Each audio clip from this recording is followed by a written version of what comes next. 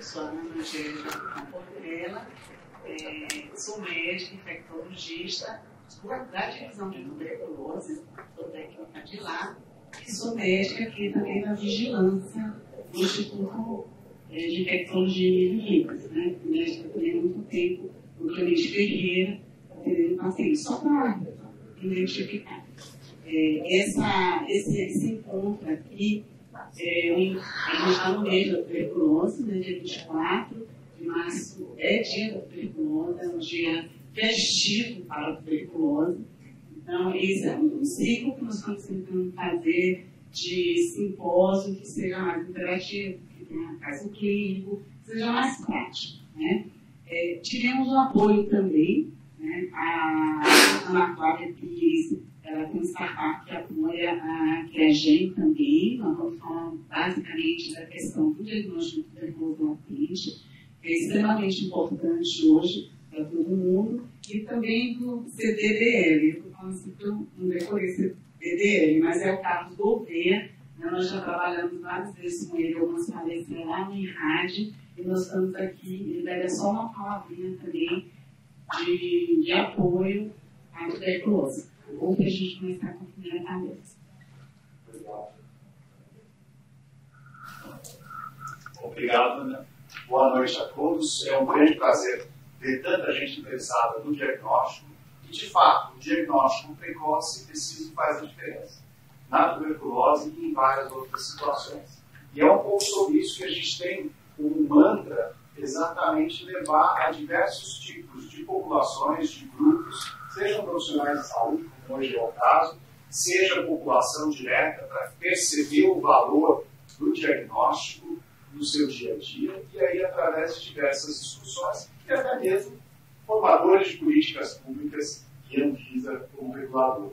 Da CBDL, a Câmara Brasileira do Diagnóstico Laboratorial, e que ela apoia iniciativas como essa, que hoje está sendo feita aqui, que é um belo exemplo, mostrar as boas práticas, os bons exemplos conquistados pelo Estado de São Paulo na implementação do IVA, mostrando como a gente pode, de fato, trabalhar isso de uma forma efetiva. Então, antes de mais nada, agradeço a presença de todos. Contem com a CBDL, até no site cbdl.org.br. Nós temos algumas publicações que vocês podem acessar em PDF. A última foi o livro Branco do Diagnóstico Laboratorial, que recomendo que todos leiam, que é uma obra rápida, interessante, que mostra um pouco do que é o mercado, quais são os grandes desafios e como a gente pode trabalhar a sociedade civil toda organizada para fazer uma série de mudanças que são necessárias, para ter, de fato, um acesso às terapias eficazes graças a um diagnóstico precoce e preciso. Então, era isso, agradecer, parabéns a todos vocês e sucesso aqui no evento. Obrigado.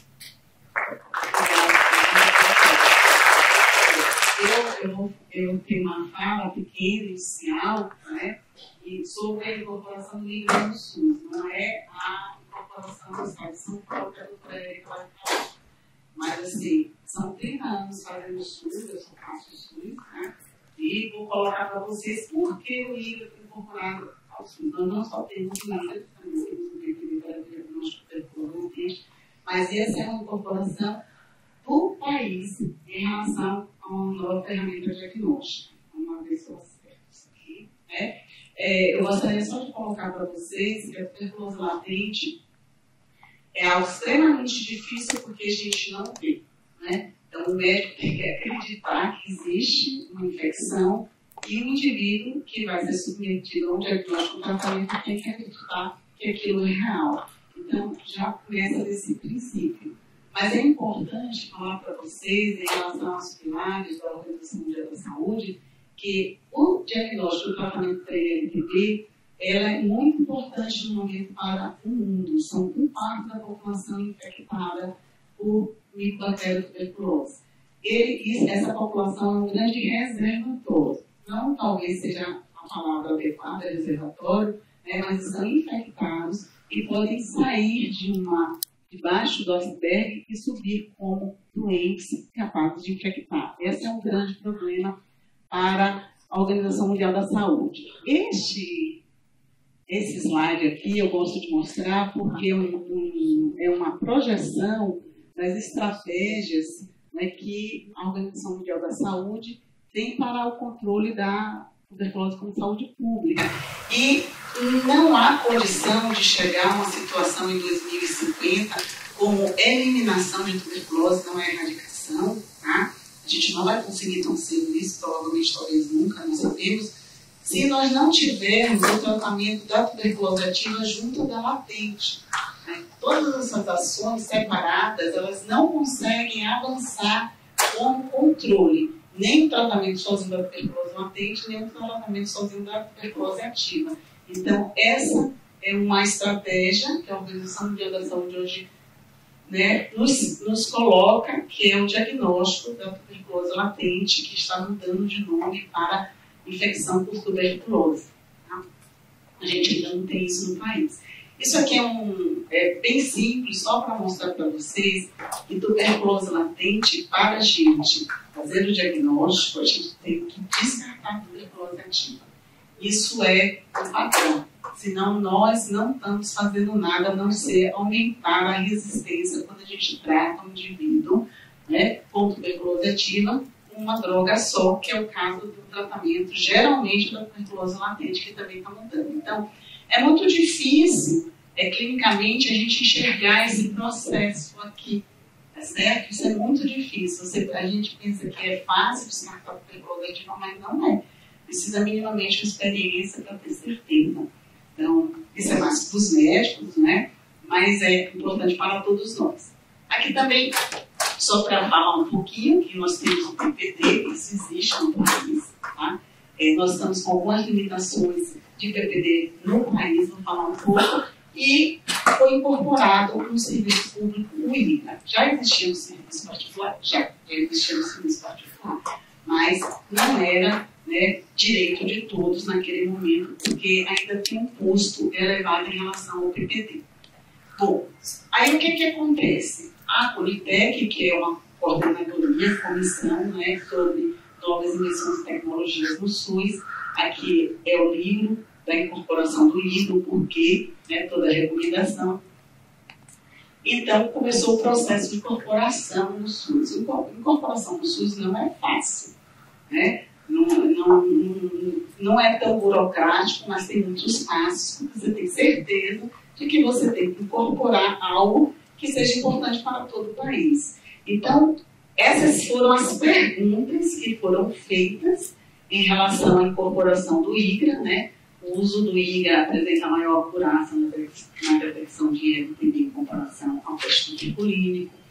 Se o uso do IGRA teria uma melhor capacidade de detectar pacientes com IMPD, né? O desempenho do IGRA e se estava influenciado em relação ao comprometimento e o impacto orçamentário. A gente não pode esquecer do SUS o impacto orçamentário, não tem como. As incorporações não só acontecem na tuberculose, existe uma ampla gama de insumos, de tratamentos, outros que não é só para tuberculose. A população analisada foram essas populações, porque eram as populações que talvez se beneficiassem muito também com a nova incorporação, né? Então, foram feitas várias meta-análises, estudos, existe um grupo que responde em relação à Politec. Então, populações analisadas foram todas essas, principalmente crianças, contatos de tuberculose ativa, pacientes HIV positivos, os candidatos a transplantes. O uso, né, de imunobiológico, hoje nós sabemos dessa importância no país para todos. Então, e pacientes com doença renal avançada. Aqui é o site, mas o manual da Politec está liberado para todos. É um pouco chato de ser lido, mas pode ser lido por todos, mas é um pouquinho chato só. Então, a resposta maior era o desempenho do IGRA em relação ao teste tuberculínico, em relação à acurácia e identificação da tuberculose latente, progressão da tuberculose ativa e associação de resultados positivos do teste e ocorrência de fatores de risco. E o impacto orçamentário nessas populações, que é o quê? Vale a pena tratar? Né? É mais barato tratar para ele não adoecer daquela determinada doença ou esperar que aquele indivíduo adoeça? Então, veja bem, não é fácil, é isso que eu quero dizer a vocês. A implantação que a doutora Érica fala também não foi fácil, aqui não está sendo fácil, né? Em relação ao desempenho do IGRA e o teste tuberculínico, qual foram as conclusões? Isso é muito importante, porque nós pensamos muito em usar o IGRA para detectar uma tuberculose ativa. E nós sabemos que ainda não está oficializado isso, porque os estudos não mostram isso. Mas se nós formos ler a Organização Mundial da Saúde e o CDC, a gente vê que não é para utilizar. Pode confundir o profissional de saúde. Então, a maioria não identificou-se diferença entre os testes. Na população de crianças, o PPD apresentava maior sensibilidade e especificidade para prever a progressão de tuberculose ativa. Você lembra que as crianças aí são crianças maiores de 2 anos e que têm contato com o indivíduo com tuberculose confirmada laboratorialmente. Então, você tem certeza que o seu contato é um indivíduo que tem tuberculose, que está transmitindo, e o risco da criança é sempre maior. Tá? Em pacientes imunocomprometidos, o IGRA apresentou mais alta sensibilidade e especificidade comparável ao PPD, e os autores também destacaram os intervalos de credibilidade das estimativas, né? Então, os testes em si, lógico, têm diferenças em relação, principalmente, à ida ao serviço de saúde. A gente sabe que o PPD, nós temos que ir 2 vezes, perdido a leitura, você tem que fazer uma nova leitura, né? Então, nem sempre você consegue a leitura no máximo até 96 horas. O IGRA é uma outra metodologia que facilita, né? Tem essa questão de logística. Limitações do IGRA são as mesmas do teste tuberculínico, não fazem distinção entre infecção e tuberculose ativa, não faz distinção entre infecção recente ou antiga e não deve ser utilizada para determinar a eficácia de tratamento. Nenhum dos dois deve ser pedido posteriormente que a gente trata, né? O desfecho, quando nós vamos verificar se o indivíduo teve cura do ponto de vista de vigilância, nós temos ou tratamento completo ou a cura. Tá? Mas a gente sabe muito bem que em relação à micobacteriose, a BCG, o IGRA tem sua diferença. Então, é uma incorporação de uma ferramenta nova, né, importante também, mas que a gente não pode desconsiderar o teste tuberculínico, porque abaixo de 2 anos de idade a gente ainda não faz IGRA, né? E nós temos essa população importante aí. Tá? Então, nessa reunião foi liberado inicialmente só para essas populações. Tá? Pessoas vivendo com HIV, com CD4 maior de 350, contatos de criança de tuberculose ativa e pessoas candidatas ao transplante de células troncos. Quem tiver curiosidade de ler essas notas técnicas, elas estão no SVSA. Na atualidade, quem entrar no SVS vai ver que SVSA foi mudado para a Secretaria de Vigilância, Saúde e Ambiente. Né? Foi mudado recentemente, só para vocês saberem. Essas notas técnicas, elas mostram essa população como aquelas que devem ser realizadas o IGRA. Mal a gente, né, conseguiu isso, tá? nessa nota técnica que eu já citei ali, o que aconteceu? Em 2023, né, nós estamos com um problema de PPD em relação à produção e aquisição de insumos. Então, foram lançadas 2 notas técnicas novas. A primeira diz respeito à investigação e tratamento de infecção latente e em transplantes, tá? E a outra diz respeito aos imunos biológicos. Então, na atualidade, nós também podemos usar para os imunos biológicos o IGRA agora em todo o país. Mas deixa eu ver aqui.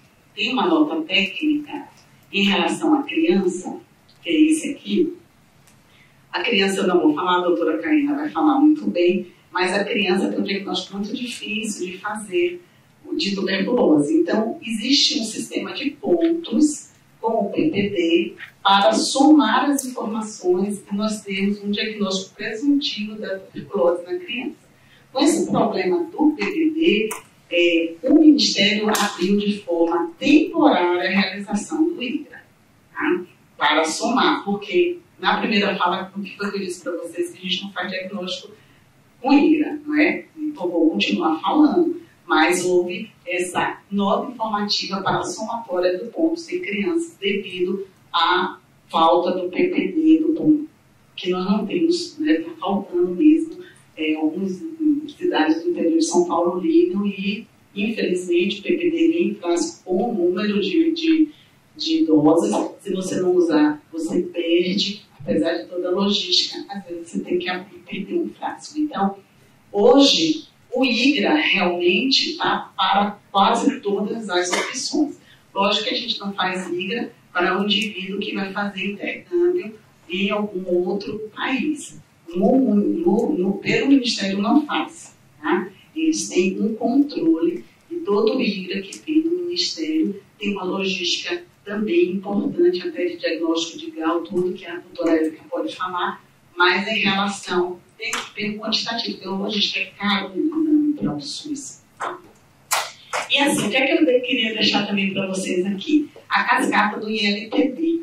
Eu não vou falar muito da cascata em relação aos casos clínicos, mas eu queria mostrar, esse é um estudo bastante clássico, que mostra que do paciente ter o rastreio de indicação para tratar a ILTB, você tem uma porcentagem só de 19% completo do tratamento. Tem milhões de barreiras aqui. A indicação, a avaliação do médico, fazer o teste, né, iniciar o tratamento e terminar. Então, é aquilo que eu falei também no início. Você não está doente, você tem que buscar o tratamento, você vai fazer uma medicação que tem risco e você nem está vendo a melhora, porque você não tem nada, né? Mas você tem um risco de adoecimento que é importante, né? E pode ser mais danoso para você. Então, o profissional de saúde tem que ter a capacidade de entender isso e explicar direito àquele indivíduo a necessidade de tratamento, porque é um medicamento, é algo que não é inócuo, não é? Pode ter risco. Vale a pena ler isso. Para finalizar também, esse é um protocolo de vigilância de infecção latente do Ministério, ele está também no SBSA, são todas as indicações, você já vê aqui que tem APT e o IGRA, né? Quando você deve tratar um indivíduo com infecção latente, existe um sistema para isso, que é o sistema de ILTB, ela é notificada na atualidade, então não é uma coisa solta.